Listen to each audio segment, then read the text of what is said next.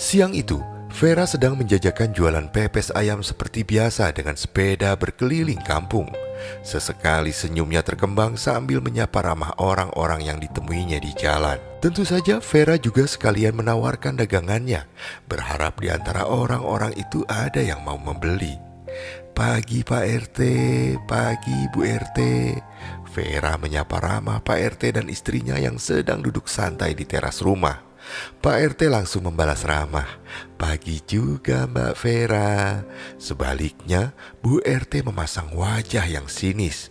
Wajahnya juga jutek sambil menatap sinis ke arah Vera. Vera memilih tidak mengindahkan dan mencoba menawarkan pepes ayam jualannya. "Pepes ayamnya Pak, Bu, mumpung masih anget, baru aja keluar dari tungku," kata Vera dengan sopan dan ramah. Lalu dia turun dari sepeda dan meminggirkannya di depan rumah Pak RT. Awalnya Pak RT mau menjawab, tapi keburu didahului oleh istrinya. "Kamu jangan lagi menawarkan daganganmu ke suami saya ya. Saya tahu sebenarnya kamu itu cuma mau menggoda suami orang. Dasar nggak laku," ucap Bu RT sambil menatap dengan tatapan menusuk ke arah Vera. Vera sangat kaget mendengar ucapan Bu RT itu. Wajah Vera yang tadi ceria dan dihiasi senyuman kini berubah menjadi muram. Hatinya sangat sakit. Ini bukan pertama kalinya Vera dituduh mau menggoda suami orang, hanya karena statusnya yang masih belum menikah di usia 40 tahun. Kata-kata menyakitkan itu sudah terlalu sering Vera dengar, hingga dia pun jadi terbiasa. Dia sudah kebal, meski tak dipungkiri, hatinya tetap terasa sakit. Niatnya yang hanya ingin menyambung hidup untuknya dan Bu Marni ibunya, malah dituduh yang bukan-bukan. Padahal bukan maunya Vera juga menjadi perawan tua, juga bukan bagian dari cita-citanya. Malah dulu Vera ingin sekali menikah muda seperti ibunya. Tapi semua itu hanya jadi sebatas keinginannya belaka.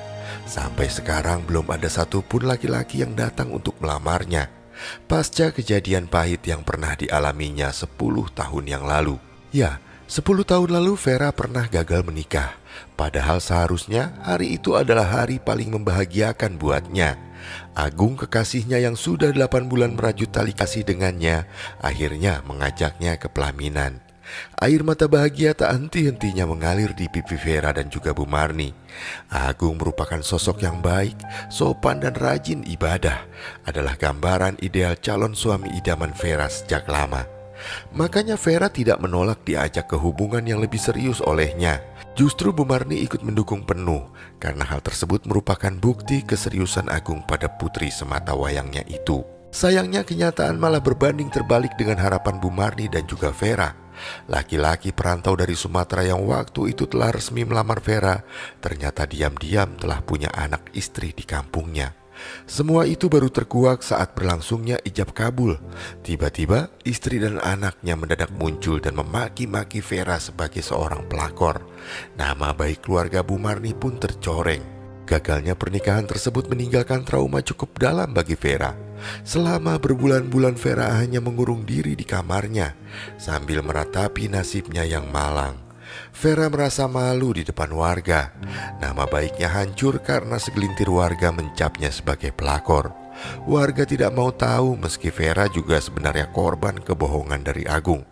Agung begitu pintar menyembunyikan statusnya selama menjalin hubungan dengan Vera. Ditambah penampilan sehari-hari Agung yang agamis, sama sekali tidak mencerminkan bila Agung merupakan laki-laki. Buaya darat, buset.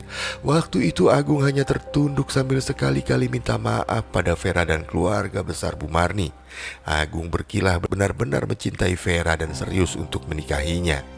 Di antara derayan air mata yang tak henti-hentinya mengalir, Vera menampar pipi Agung dengan keras. Plak! Sambil diiringi sebuah lagu. "Lihatlah tanda merah di pipi." Tak lama setelah menampar Agung, Vera langsung jatuh pingsan. Vera benar-benar tak sanggup menerima kenyataan pahit yang ada di depannya. Bu Marni dan beberapa orang kerabat mereka spontan membopong tubuh Vera yang masih terbalut pakaian pengantin itu ke dalam kamar pengantin. Terdengar tangis yang histeris diiringi derai air mata Bu Marni. yang memanggil-manggil nama Vera dan memintanya untuk segera siuman. Tapi upayanya gagal. Vera masih juga belum siuman. Saking kerasnya tamparan Vera, pipi kanan Agung sampai menyisakan tanda merah seperti di dalam lagunya Betharia Sonata. Tapi Agung tidak membalas. Agung kembali tertunduk. Tadinya Agung hendak menyusul Vera ke kamarnya. Agung merasa sangat bersalah telah membuat Vera menjadi pingsan. Tapi Agung hanya bisa pasrah saat istri dan anaknya menarik paksa tangannya. Lalu mereka pergi meninggalkan suasana riuh acara pernikahan yang berakhir nestapa itu. Sebuah pesta pernikahan yang membuahkan aib bagi Vera, Bu Marni, dan juga keluarga besar mereka di kampung. Bukan hanya Vera yang batinnya jadi merasa sangat terluka akibat ulah Agung. Hati Bu Marni sebagai seorang ibu juga ikut tersakiti. Bu Marni yang berstatus janda dan selama ini menjadi penjual pepes ayam untuk membiayai hidupnya dan Vera, langsung turun drastis kondisi kesehatannya. Bu Marni terpleset jatuh di kamar mandi. Vera yang khawatir segera membawa sang ibu ke rumah sakit terdekat, dan berdasarkan diagnosa dokter, Bu Marni menderita stroke ringan. Berbekal sedikit tabungannya, Vera membawa Bu Marni berobat kemana-mana. Mulai dari klinik sampai pengobatan alternatif mereka datangi. Namun hasilnya tetap nihil.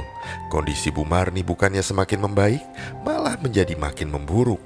Kini Bu Marni jadi tak bisa menggerakkan sebagian anggota tubuhnya.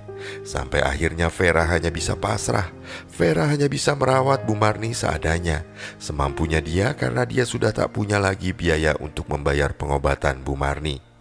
Vera yang sayang sekali pada Bu Marni tak mau semakin menambah beban pikiran ibunya itu. Vera mencoba bangkit dari keterpurukan. Kini Vera lah yang menggantikan sang ibu. Dia menjual pepes ayam keliling kampung. Vera tak mau menggantungkan hidup dari belas kasihan kerabatnya. Vera juga tidak mau terus-terusan dikasihani oleh mereka atas kegagalan pernikahannya dengan Agung. Vera telah ikhlas, mungkin Agung memang bukan jodohnya. Vera yakin suatu hari nanti Tuhan akan menghadirkan jodoh yang lebih baik untuknya. Tapi sayangnya seiring bertambahnya usia Vera, tak satu pun laki-laki hadir dalam hidupnya, apalagi mengajaknya menikah. Hingga di usianya yang memasuki 40 tahun, Vera telah pesimis untuk bisa mendapatkan jodoh. Apalagi di kampungnya, perempuan di rentang usia segitu akan dilabeli sebagai perawan tua. Vera sangat sedih melihat kondisi ibunya yang tidak juga sembuh. Lebih sedih lagi karena Vera merasa belum bisa membahagiakan Bu Marni di usia tuanya. Tapi Bu Marni dengan suara terbata-bata selalu mencoba membesarkan hati Vera. Jangan berputus asa, nak. Rezeki, jodoh, dan maut itu kan rahasianya Tuhan. Kamu jangan berkecil hati. Terus berdoa, meminta sama Tuhan, ucap Bu Marni sambil menyeka air mata Vera yang mengalir di pipinya. Vera tak bisa berkata apa-apa dan malah semakin dalam membenamkan kepalanya ke dalam pelukan sang ibu. Bu Marni yang bisa merasakan derita batin sang putri, tangan keriputnya mulai mengusap-ngusap rambut Vera dengan penuh kasih. Akhirnya ibu dan anak itu pun sama-sama menangis sambil saling berpelukan penuh haru. Kamar Bu Marni jadi saksi bisu kesedihan mereka berdua. Sementara itu, Pardi, seorang preman yang suka memalak para pedagang di pasar dan mabuk-mabukan dengan rekan-rekannya di pos ronda, siang itu melihat Vera yang sedang kesusahan memasang rantai sepedanya yang copot di pinggir jalan. Meski Vera merupakan seorang perawan tua, tapi pesona kecantikannya tak kalah dengan anak gadis. Pardi diam-diam memendam rasa suka pada Vera. Pardi juga tahu tentang masa lalu Vera yang 10 tahun lalu pernah gagal menikah. Makanya Pardi ingin merebut hati Vera dengan caranya sendiri. Pardi tak peduli meski usia Vera lebih tua 5 tahun darinya. Pardi lalu berjalan mendekati Vera yang masih kesulitan memasang rantai sepedanya yang copot. Dan kemudian dia berjongkok di depan Vera sambil menyapanya ramah. "Rantai sepedanya kenapa, Neng?" Pardi berbasa-basi memulai obrolan. Vera menundukkan kepalanya dan lalu balas tersenyum ke arah Pardi. Meski senyumnya itu sedikit dipaksakan, sejujurnya Vera takut sama Pardi. Vera tahu sepak terjang Pardi sebagai preman pasar di kampungnya.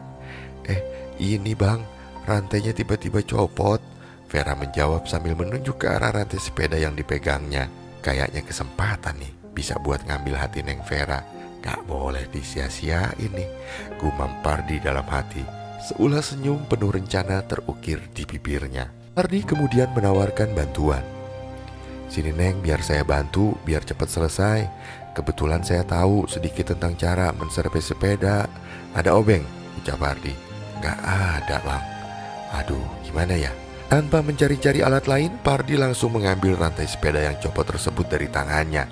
Awalnya Vera merasa tak enak dan sempat menolak takut merepotkan. Tapi Pardi bersikukuh tak merasa direpotkan oleh Vera.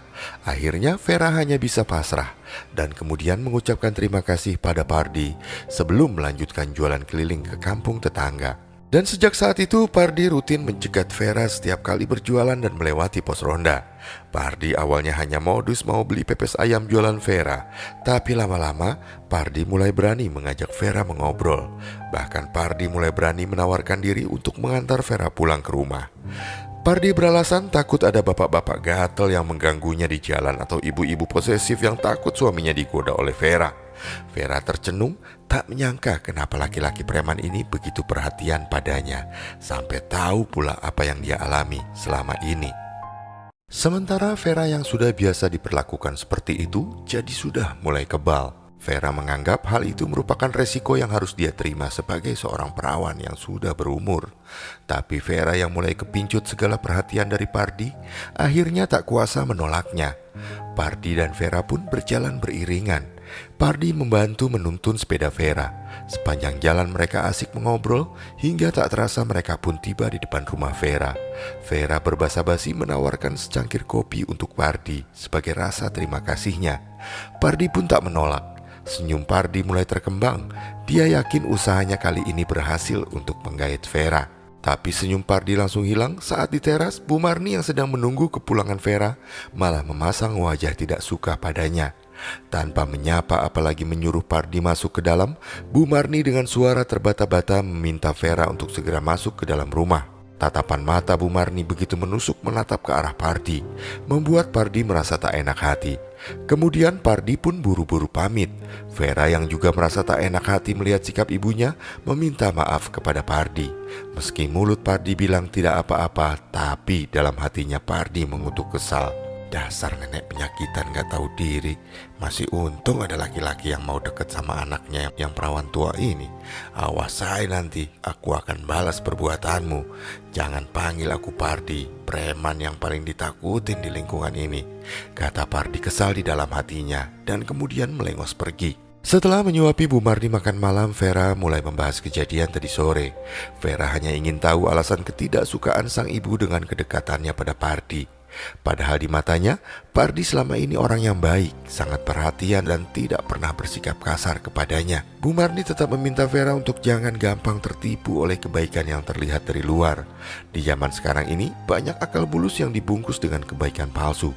Begitu nasihat dari Bu Marni. Bu Marni tetap meminta Vera jangan terlalu dekat pada Pardi, apalagi bila sampai punya hubungan spesial dengannya. Bu Marni yakin instingnya sebagai seorang ibu tak pernah salah. Bu Marni lebih suka melihat Vera menjadi perawan tua seumur hidup dan tidak menikah, daripada terpaksa menikah tapi menikah dengan laki-laki yang tidak baik. Vera tercenung, dia tak menyangka sang ibu sampai berpikir sejauh itu. Vera malah tak pernah kepikiran untuk menjadikan Pardi sebagai calon pendampingnya. Meski Pardi selalu baik padanya, tapi Vera tidak mau menikah tanpa restu dari ibunya. Vera tercenung. Vera masih bimbang apa benar yang disampaikan oleh ibunya itu. Bila memang Pardi selama ini kebaikannya palsu, lantas apa niat sebenarnya di balik semua kebaikan palsunya itu? Vera bertanya-tanya dalam hatinya, tapi tak kunjung mendapat jawaban apapun. Vera tetap percaya Pardi merupakan orang yang tulus padanya, bukan modus atau hanya berpura-pura baik seperti yang dibilang oleh ibunya. Tapi demi menjaga perasaan sang ibu, Vera bertekad mulai besok akan menjaga jarak dengan Pardi. Vera tak mau lagi memberi ruang pada Pardi untuk bisa lebih dekat dengannya seperti sebelumnya. Sementara itu di pos ronda, Pardi sedang berkumpul bersama rekan sesama premannya. Pardi tak bisa menutupi rasa kesalnya pada Bu Marni yang tadi siang terang-terangan menunjukkan ketidaksukaan kepadanya.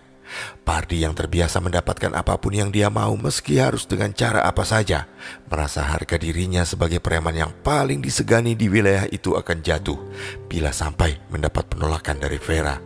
Dalam hatinya, Pardi bertekad akan menggunakan cara yang tak biasa untuk menaklukkan hati Vera. Malam itu juga diam-diam Pardi menemui dukun kenalannya untuk meminta pelet pengasihan.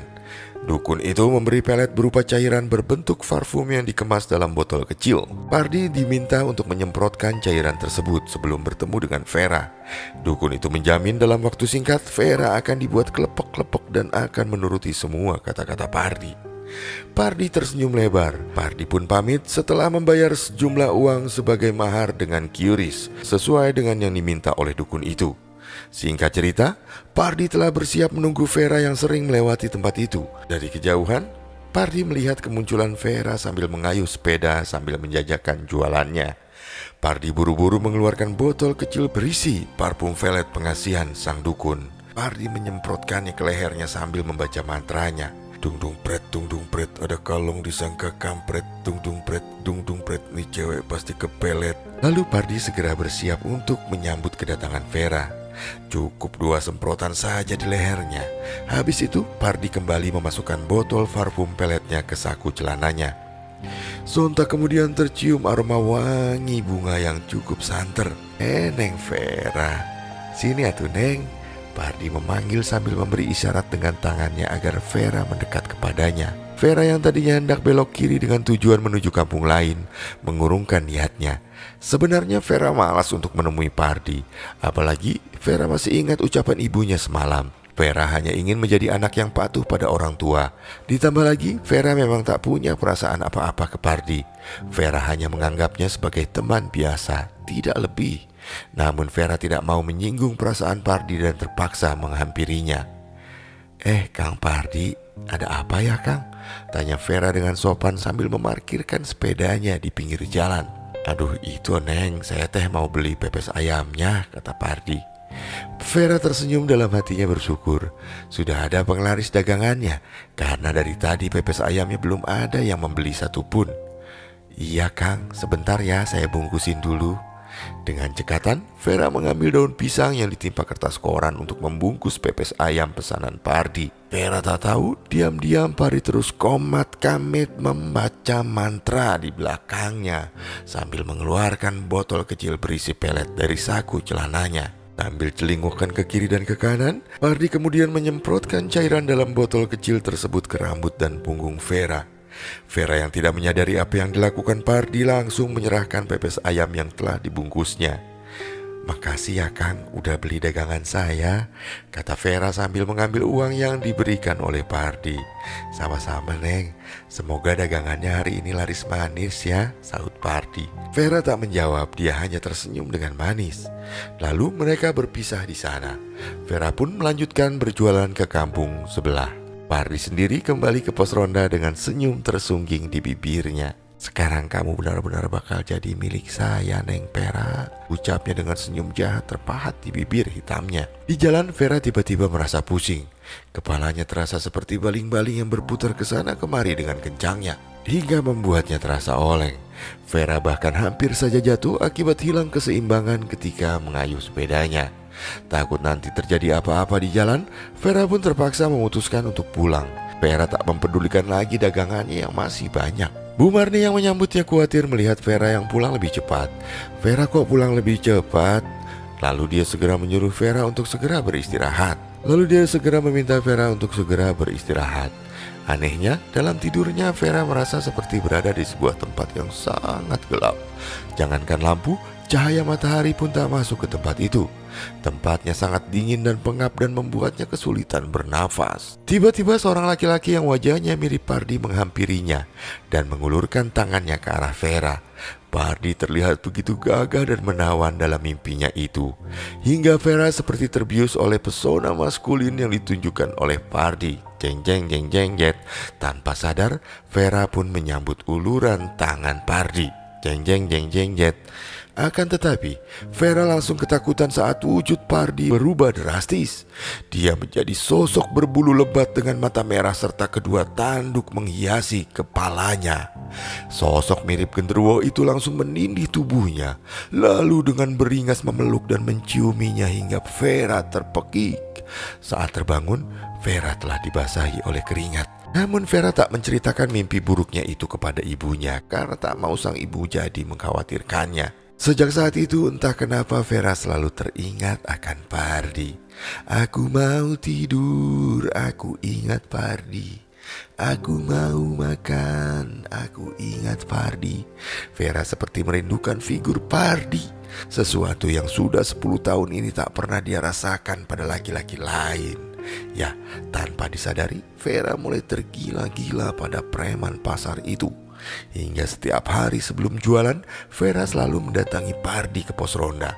Vera tidak peduli dengan sikap heran yang ditunjukkan oleh rekan-rekan Pardi sesama preman yang ada di sana. Karena selama ini mereka tahu betul Vera bukan tipe perempuan yang senang mendatangi laki-laki, apalagi tipenya seperti Pardi. Sebaliknya Pardi sangat kegirangan ketika tahu pelet pengasihannya telah bekerja. Pardi pun sempat berucap, "Jika kamu ingin pelet juga, klik saja keranjang kuningnya." Enggak, karena pelet tersebut mampu menaklukkan hati Vera. Pardi pun tidak menyia-nyiakan kesempatan itu. Takut khawatir Vera keburu sadar atau efek pelet pengasihannya berkurang, Pardi mengajak Vera untuk menikah. Pardi berkilah dia hanya ingin segera memiliki Vera dengan seutuhnya. "Milikilah diriku untuk selamanya." Vera yang masih dalam pengaruh pelet pengasihan tentu saja tak kuasa untuk menolaknya. Vera justru bahagia akhirnya berhasil menjadi istri dari laki-laki yang dipujanya. Selamat malam, selamat berjumpa lagi dengan kisah pengantar tidur yang akan mengantarkan tidur Anda dengan kisah-kisah penuh dengan misteri. Kisah berikut kembali ditulis oleh ratu penulis horor yaitu Neneng Dewi Nurjanasari.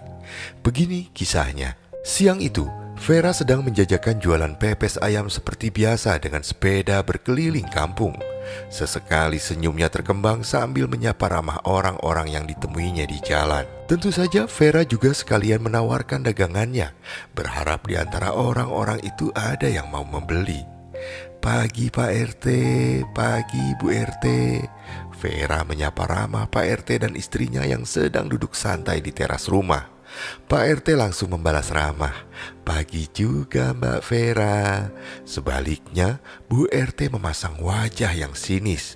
Wajahnya juga jutek sambil menatap sinis ke arah Vera. Vera memilih tidak mengindahkan dan mencoba menawarkan pepes ayam jualannya. "Pepes ayamnya Pak, Bu, mumpung masih anget, baru aja keluar dari tungku," kata Vera dengan sopan dan ramah. Lalu dia turun dari sepeda dan meminggirkannya di depan rumah Pak RT. Awalnya Pak RT mau menjawab, tapi keburu didahului oleh istrinya. "Kamu jangan lagi menawarkan daganganmu ke suami saya ya. Saya tahu sebenarnya kamu itu cuma mau menggoda suami orang. Dasar gak laku," ucap Bu RT sambil menatap dengan tatapan menusuk ke arah Vera. Vera sangat kaget mendengar ucapan Bu RT itu. Wajah Vera yang tadi ceria dan dihiasi senyuman kini berubah menjadi muram. Hatinya sangat sakit. Ini bukan pertama kalinya Vera dituduh mau menggoda suami orang, hanya karena statusnya yang masih belum menikah di usia 40 tahun. Kata-kata menyakitkan itu sudah terlalu sering Vera dengar, hingga dia pun jadi terbiasa. Dia sudah kebal, meski tak dipungkiri, hatinya tetap terasa sakit. Niatnya yang hanya ingin menyambung hidup untuknya dan Bu Marni ibunya, malah dituduh yang bukan-bukan. Padahal bukan maunya Vera juga menjadi perawan tua, juga bukan bagian dari cita-citanya. Malah dulu Vera ingin sekali menikah muda seperti ibunya. Tapi semua itu hanya jadi sebatas keinginannya belaka. Sampai sekarang belum ada satupun laki-laki yang datang untuk melamarnya. Pasca kejadian pahit yang pernah dialaminya 10 tahun yang lalu. Ya, 10 tahun lalu Vera pernah gagal menikah. Padahal seharusnya hari itu adalah hari paling membahagiakan buatnya. Agung kekasihnya yang sudah 8 bulan merajut tali kasih dengannya, akhirnya mengajaknya ke pelaminan. Air mata bahagia tak henti-hentinya mengalir di pipi Vera dan juga Bu Marni. Agung merupakan sosok yang baik, sopan dan rajin ibadah. Adalah gambaran ideal calon suami idaman Vera sejak lama.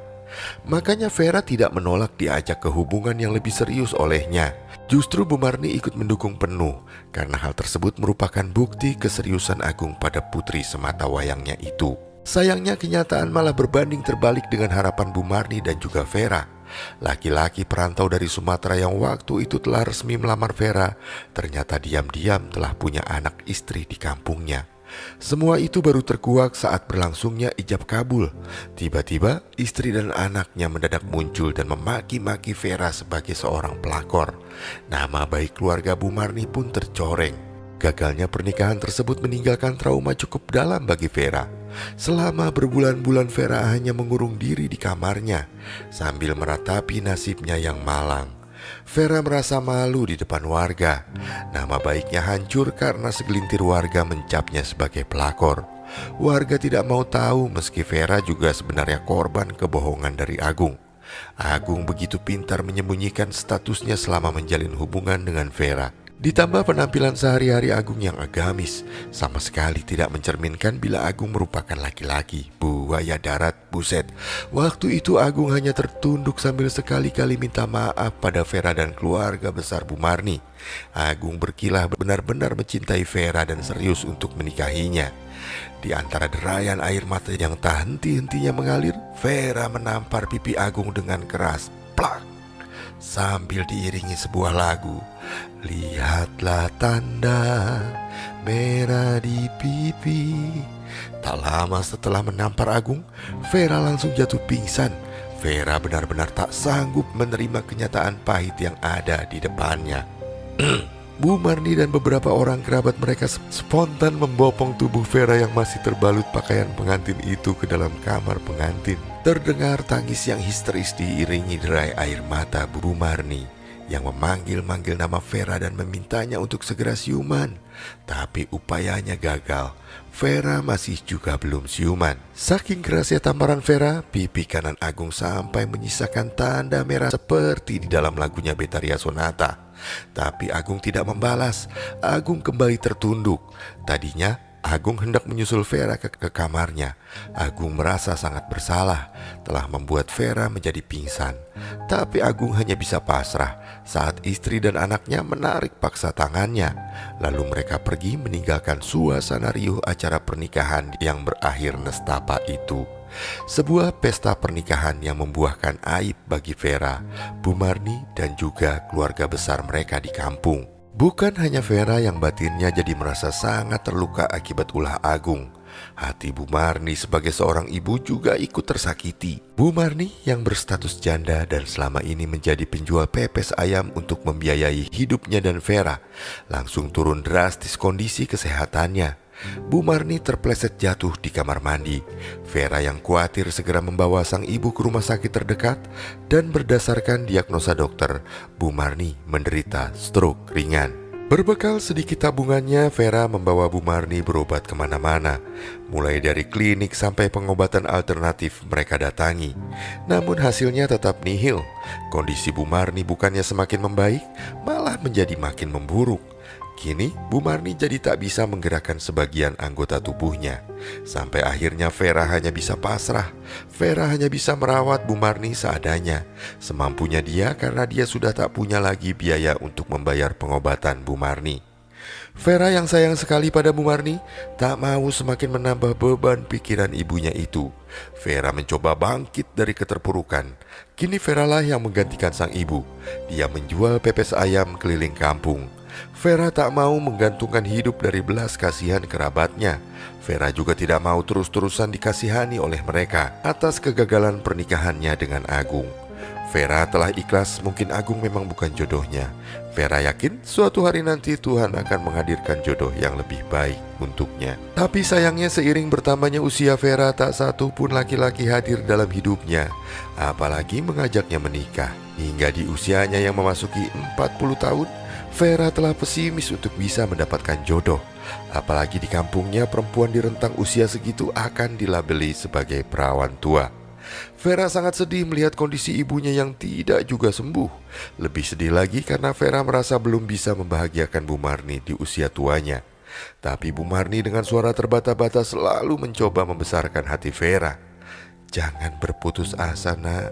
Rezeki, jodoh, dan maut itu kan rahasianya Tuhan. Kamu jangan berkecil hati.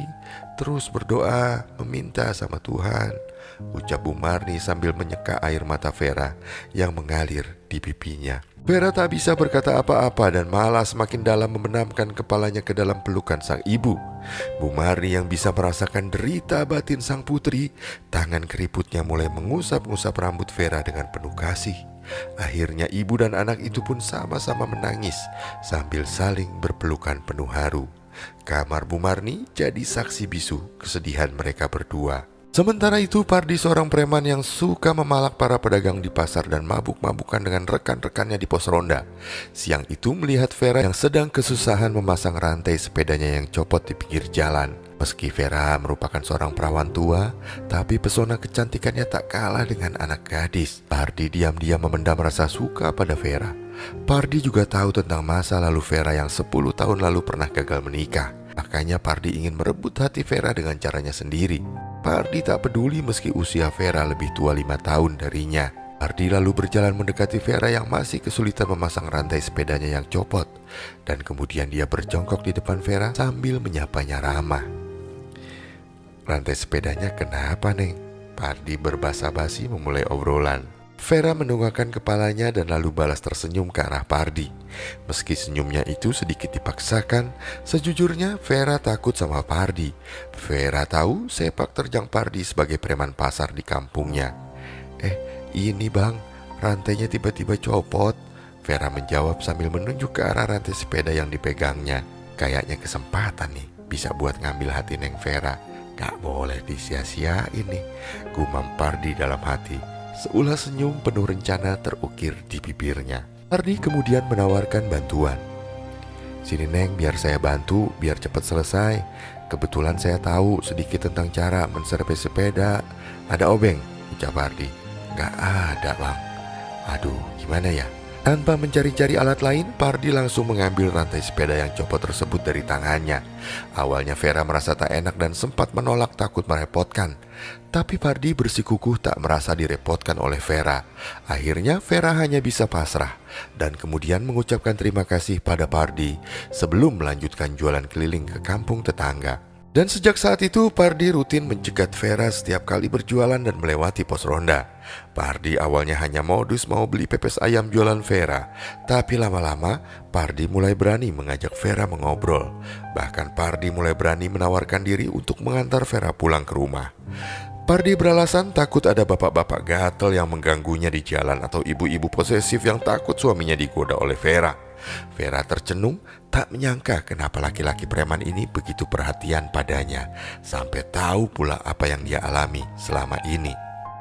Namun Bu Marni langsung menentang semua rencana pernikahan yang diutarakan oleh Vera dan Pardi. Bu Marni ingin Vera menikah dengan laki-laki yang punya pekerjaan tetap, bukan laki-laki pemabuk, tukang palak, dan pengangguran seperti Pardi. Khawatir Vera jadi berubah pikiran karena terpengaruh oleh ucapan Bu Marni, Pardi pun tak tinggal diam. Pardi kembali menemui sang dukun untuk minta pelet pengasihan yang lebih dahsyat, agar Vera lebih tunduk dan patuh kepadanya dibanding kepada siapapun termasuk pada ibunya. Bisa ditebak Vera yang sempat oleng pendiriannya kini kembali berpendirian teguh, hanya ingin menikah dengan Pardi. Bila tidak dengan Pardi, Vera mengancam akan kabur dari rumah kawin lari dengan Pardi. Bu Marni tersentak tak menyangka sikap Vera bisa berubah sedrastis itu. Vera yang selama ini selalu patuh padanya, kini berubah 180 derajat menjadi berani membangkang. Tak ingin ditinggalkan oleh Vera, Bu Marni pun terpaksa menuruti kemauan putri kesayangannya itu. Singkat cerita, pernikahan Vera dan Pardi pun digelar, meski dengan sangat sederhana, tapi tak mengurangi kebahagiaan Vera yang terlihat begitu menggebu-gebu ingin menjadi istri Pardi. Sampai para tetangga yang julid menilai Vera perawan tua tak tahu diri, punya suami preman pasar aja bangganya melebihi punya suami pejabat. Tapi Vera tak peduli dengan anggapan miring para tetangganya itu. Namun sayangnya manisnya kebahagiaan hanya Vera rasakan sebentar saja. Pardi yang sempat janji akan mencari pekerjaan setelah mereka menikah, kini malah mengingkari janjinya sendiri. Vera sedih karena Pardi sejak menikah tak pernah mau mencari kerja. Padahal Vera lelah, selain harus mengerjakan semua tugas rumah dan menjadi tulang punggung keluarga, juga harus mengurus Bu Marni ibunya yang sakit. Setiap hari kerja Pardi hanya marah-marah, tidur, makan, ngopi, dan main HP lalu keluyuran tak jelas dengan teman-temannya di pos ronda. Hal yang selama ini Pardi lakukan ketika masih bujangan. Pardi juga tak pernah menghargai Bu Marni yang dianggapnya cuma menyusahkan dan hidup hanya menjadi beban anak dan menantunya saja. Bu Marni sering menangis disumpahi Pardi biar cepat mampus. Vera yang tak terima menegur Pardi. Bu Marni itu ibu mertuanya, jadi harus dihormati. Pardi bilang kesal dulu Bu Marni tak setuju dia menikah dengannya, hanya gara-gara usianya lebih muda dan hanya seorang pengangguran. Padahal dulu Vera terpaksa menikah dengan Pardi biar para tetangga berhenti menyebutnya perawan tua atau penggoda suami orang. Pagi itu, seperti biasa Vera berjualan pepes ayam berkeliling dengan sepedanya. Bu Ratna salah satu pelanggannya mengatakan jika rasa pepes ayamnya sangat mirip dengan resep Bu Marni yang lebih dulu jualan sebelum sakit-sakitan seperti sekarang. Bu Ratna merupakan istri dari seorang ustadz yang terenyuh dengan perjuangan Vera yang menjadi tulang punggung keluarga. Dengan senang hati dia membantu merekomendasikan pepes ayam jualan Vera kepada teman-temannya untuk acara arisan, pengajian, kumpul keluarga, dan lain sebagainya. Vera sangat berterima kasih kepada Bu Ratna. Sementara itu Elsa, seorang janda yang dulunya mantan pacar Pardi, juga sesama penjual pepes ayam dari kampung sebelah. Dia kesal melihat Bu Ratna dan para warga memuji jualan Vera. Elsa merasa tersaingi. Elsa mencoba menjatuhkan usaha Vera. Dia fitnah bahan baku ayam Vera merupakan ayam tiren, makanya harganya menjadi murah. Elsa juga mengatakan jika Vera berjualan menggunakan penglaris celana dalam. Hingga Elsa pun sengaja menebar paku di rute jualan yang biasa Vera lewati hingga ban sepeda Vera kempes. Tapi semua usahanya selalu gagal. Dan kali ini saat ban sepedanya kempes ada warga yang lewat menolongnya. Pardi awalnya ikut kesal karena usaha Vera selalu diusilin oleh Elsa. Pardi mengancam Elsa jangan lagi mengganggu Vera. Elsa mencoba mencari cara lain untuk menjatuhkan Vera. Apalagi dia tuduh Vera sudah merebut Pardi. Jadi dulu Pardi memutuskan Elsa karena selalu menolak untuk diajak menikah. Elsa memang cinta pada Pardi, tapi dia tak mau menikah karena Pardi masih menganggur. Elsa kemudian malah menikah dengan laki-laki tua tapi kaya pemilik beberapa kontrakan. Tapi itu pun tak lama karena suaminya tersebut kemudian meninggal mendadak. Elsa pun menjadi janda dan kembali hidup susah seperti sebelumnya karena tidak diberikan harta gono gini oleh anak mantan suaminya. Pardi yang ingin punya istri yang bisa menanggung semua biaya hidupnya itu pun mendekati Vera. Dia tahu Vera dicap perawan tua dan butuh status nikah agar tidak dicemooh oleh para tetangga julidnya yang takut Vera menggoda suaminya. Elsa yang menyesal dulu tak mau diajak menikah masih menaruh cinta pada Pardi dan ingin merebut kembali Pardi dari Vera. Sementara itu Kokom, keponakan Bu Ratna, merupakan seorang siswa kelas 11 yang sejak kecil punya kelebihan sebagai seorang indigo. Kokom merasa hanya bisa melihat dan merasakan kehadiran makhluk-makhluk tak kasat mata yang tak bisa dilihat oleh orang awam. Tapi Kokom juga bisa berkomunikasi dengan mereka. Kokom punya seorang penjaga dari leluhurnya yang bernama Nyai Ronggeng. Sosok Nyai Ronggeng adalah seorang perempuan cantik berambut panjang dan mengenakan pakaian ala penari. Dengan ciri khas setangkai bunga Kamboja terselip di atas telinganya. Nyai Ronggeng akan selalu hadir menemani dan membantu Kokom tiap kali mendapatkan gangguan gaib. Namun Kokom tak pernah memperlihatkan semua kelebihannya pada semua orang. Hari ini Kokom sedang liburan sekolah. Kokom datang ke rumah Bu Ratna mencicipi menu pepes ayam yang dibelikan oleh Bu Ratna. Katanya pepes ayam buatan Vera rasanya enak. Kokom ditemani Bu Ratna hendak belajar bikin pepes ayam ke rumah Vera. Kokom saat bertemu langsung dengan Vera tiba-tiba kaget. Kokom melihat Vera tubuhnya hitam penuh arang seperti habis terbakar. Berkali-kali Kokom mengucek matanya, tapi dia masih melihat hal yang sama. Hingga Bu Ratna menjadi keheranan dan menepuk bahunya. "Kamu teh kenapa, Kom? Kok sikap kamu aneh begitu?" tanya Bu Ratna yang keheranan. "Ah, enggak kok Bi, enggak apa-apa," sahut Kokom cepat. Kokom tak mau bibinya itu berpikir yang aneh-aneh tentangnya. Tak lama berselang, Kokom kali ini mendengar bisikan Nyai Ronggeng. "Kamu sebaiknya segera ingatkan Vera agar berhati-hati. Keselamatannya sedang terancam.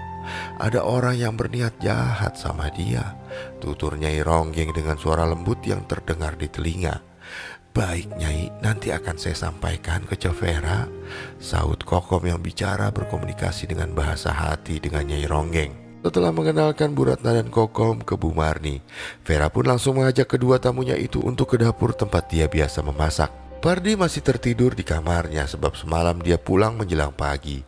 Setelah bermain catur dan kartu dengan teman-temannya di pos ronda, Pardi memang bangunnya sering kali siang. Saat Vera sedang asik menunjukkan cara membuat pepes ayam dengan cara tradisional dengan menggunakan tungku kayu, tiba-tiba terdengar suara Pardi memanggilnya. Vera, Vera. Pardi teriak-teriak memanggil Vera minta dibuatkan kopi dengan nada pemerintah. Kopi mana kopi? Bu Marni yang sedang berada di ruang tamu menegur Pardi jangan teriak-teriak sebab malu sama tamu. Pardi minta Bu Marni jangan cerewet.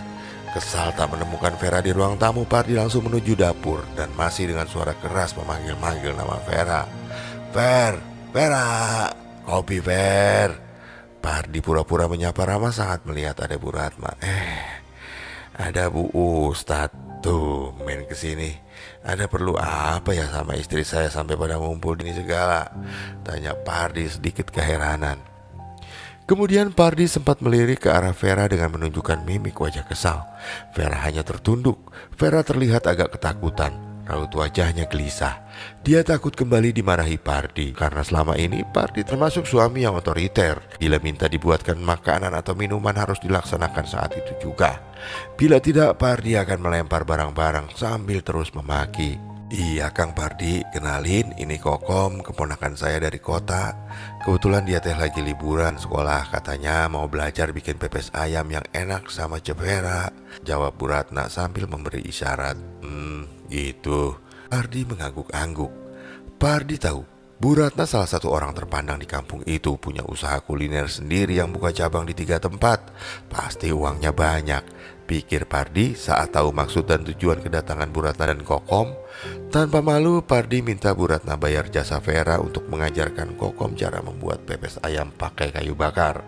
Soalnya resep pepes ayam Vera didapat dari Bu Marni yang telah lebih dulu dikenal sebagai pembuat pepes ayam terlezat di kampungnya.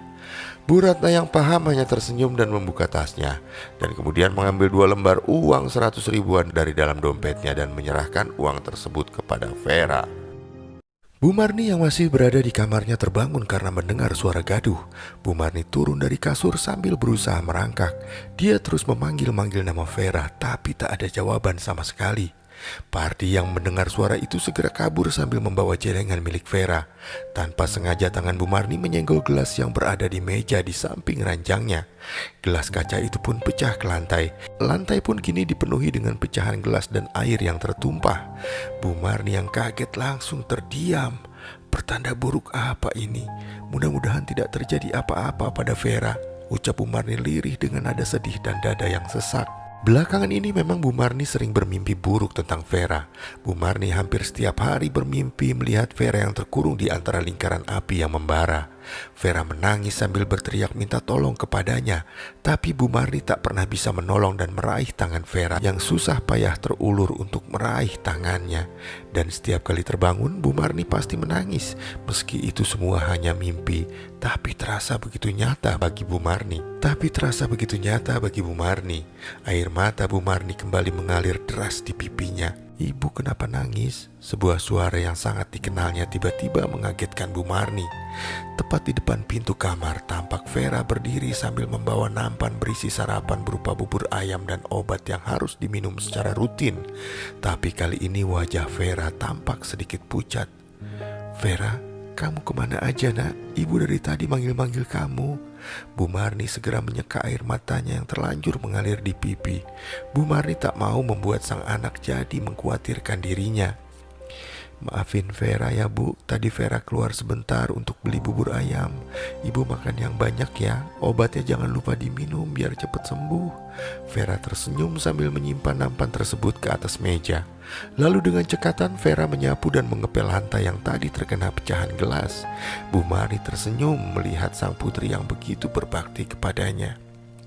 Kamu gak makan Vera? Tanya Bu Marni yang mulai menikmati bubur ayam yang masih hangat tersebut. Saya sudah sarapan singkong goreng dan teh tadi Bu, sahut Vera yang masih sibuk memasukkan pecahan gelas ke dalam sebuah plastik. Ketika sedang menikmati bubur ayam, tiba-tiba Bu Marni seperti mencium bau gosong dari sebuah benda yang terbakar. Untuk memastikannya, Bu Marni mengendus-endus dan bau gosong tersebut semakin menyengat. Bu Marni jadi yakin bila sumber bau gosong tersebut berada tak jauh darinya, karena baunya begitu santer menyengat hidungnya. "Kamu mencium bau gosong gak, Fer?" Bu Marni melirik ke arah Vera. Tapi anehnya, Vera sudah tidak ada di sana. Namun saat Bu Marni melirik ke arah lantai, kini lantai kamarnya telah bersih tanpa ada pecahan gelas. Bu Marni mengernyitkan dahinya kebingungan. "Kayaknya tadi Vera ada di sini, kenapa sekarang udah gak ada ya?" pikirnya.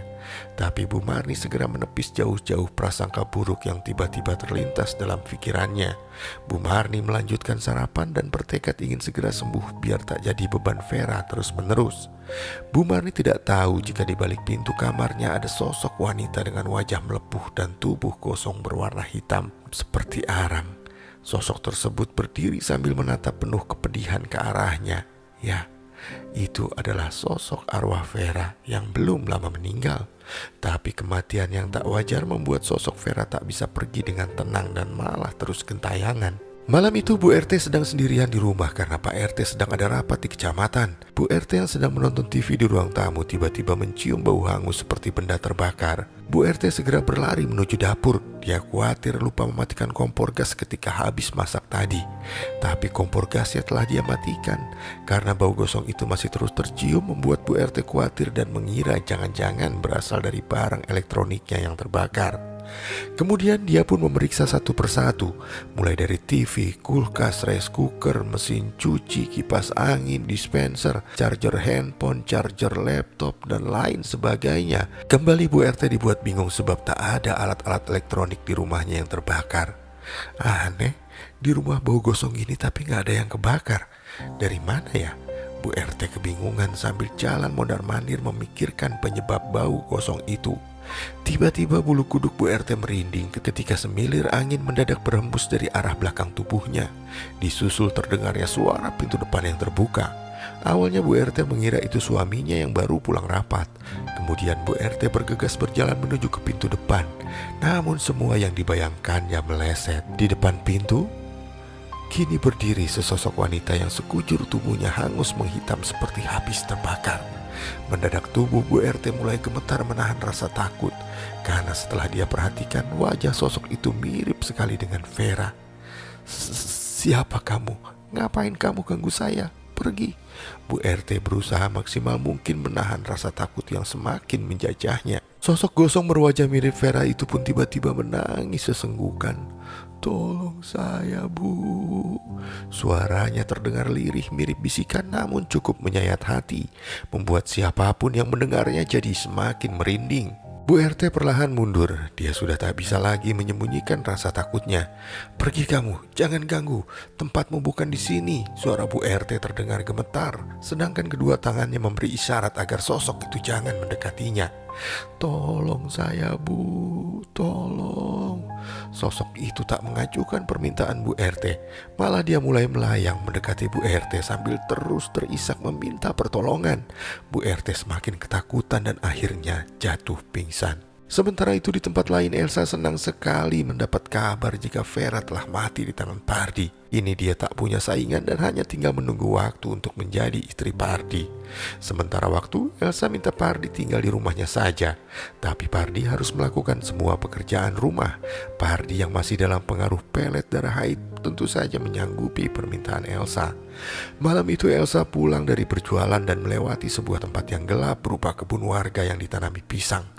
Tiba-tiba sosok Vera muncul menyeringai dengan wajah rusak dan tubuh hitam gosong tertutup abu pembakaran.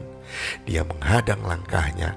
Elsa ketakutan dan langsung mengayuh sepeda sekencang-kencangnya sambil teriak histeris.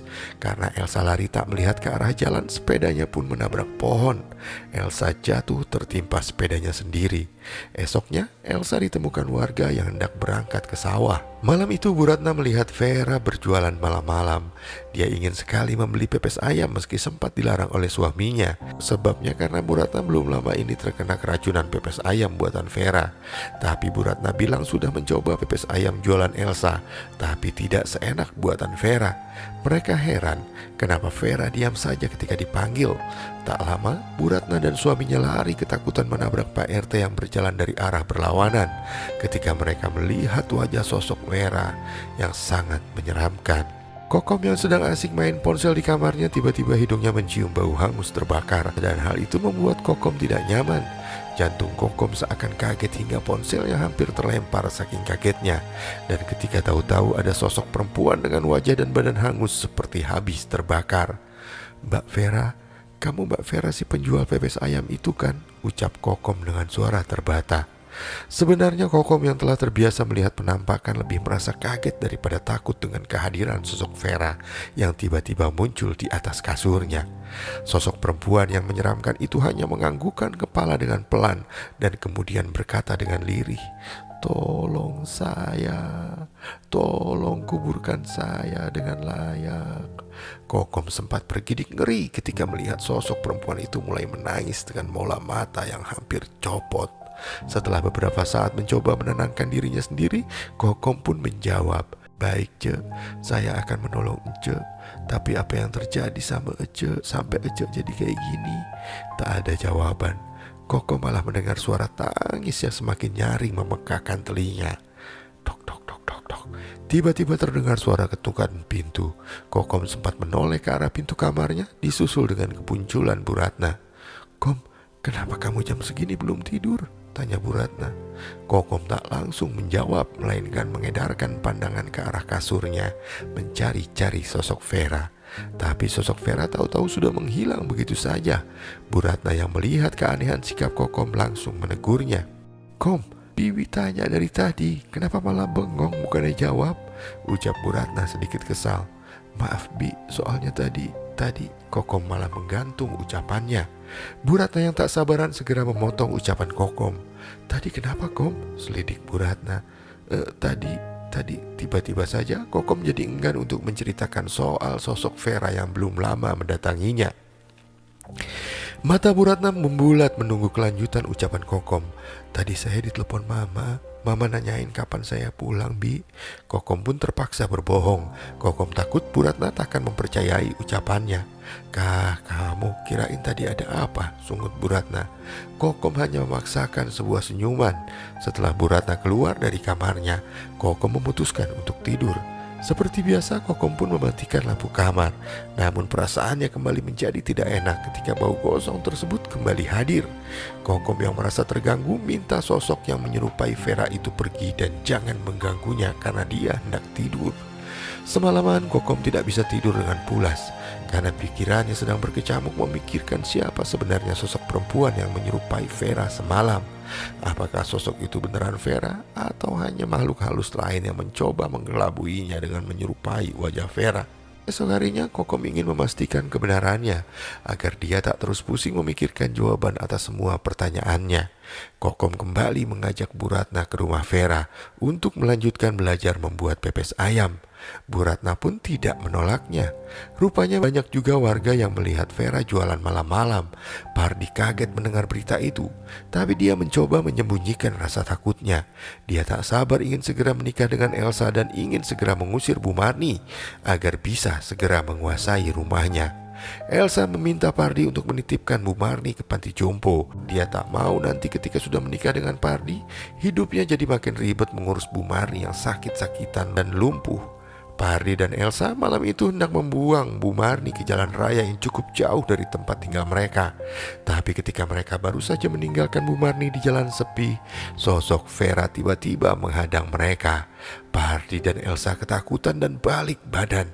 Bu Marni yang tak bisa melihat sosok Vera hanya keheranan, apalagi melihat Pardi dan Elsa yang lari ketakutan. Pardi dan Elsa semakin kesal melihat Bu Marni malah dibawa pulang kembali oleh Kokom dan Bu Ratna yang kebetulan lewat di jalan itu.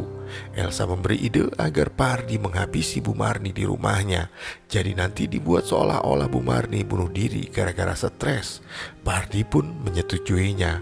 Keesokan harinya, Elsa yang mengetahui jika Bu Ratna sangat suka dengan pepes ayam, menjual dagangannya kepada Bu Ratna.